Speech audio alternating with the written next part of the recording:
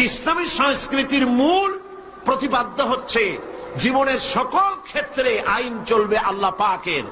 গান বাজনাই শুধু সংস্কৃতি নয়, সংস্কৃতি হচ্ছে জীবনের আচার অনুষ্ঠান, সবকিছু। একটি জাতির বেঁচে থাকার প্রাণ শক্তি তার সংস্কৃতি। এই সংস্কৃতি মানব জীবনের এক অপরিহার্য অংশ।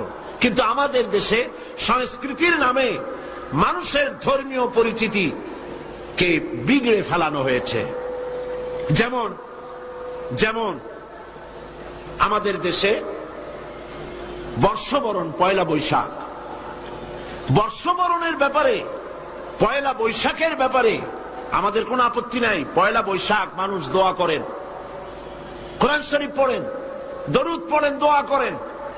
আপনি বার্ষিক হিসাব কিতাব চালু করেন, ব্যবসার হিসাব কিতাব করেন, বছরের প্রথম দিন, বাংলা বর্ষের প্রথম দিন, কোনো অসুবিধা নাই।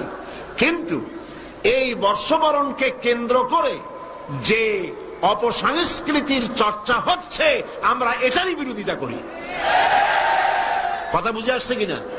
কিন্তু এক শ্রেণীর বুদ্ধিজীবী তথা এরা কি করলো দেখেন, বর্ষবরণে আমরা আপত্তি করি না।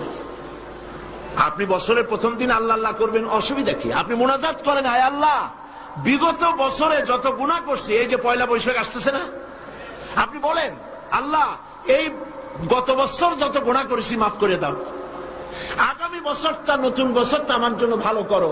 এই ধরনের দোয়া করলে ভালো হইতো না?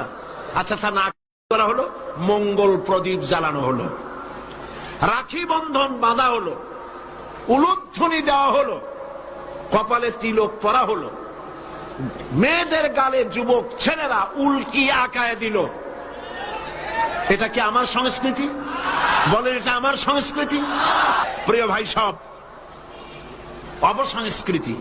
বিশ্ব ভালোবাসা দিবস, আচ্ছা আপনারা বলেন, বিশ্ব ভালোবাসা দিবস, বিশ্ব ভালোবাসা দিবস উদযাপন ওরা শুরু করেছে। বিশ্ব ভালোবাসা দিবস পালনের মুসলমানের কোনো দরকার নাই। আচ্ছা কেন নাই? আপনারা তো আন্দাজই কইলেন, ঠিক নাই। কেন নাই? এই জন্য ইসলামের জন্মই হয়েছে ভালোবাসা দিয়া। সুবহানাল্লাহ।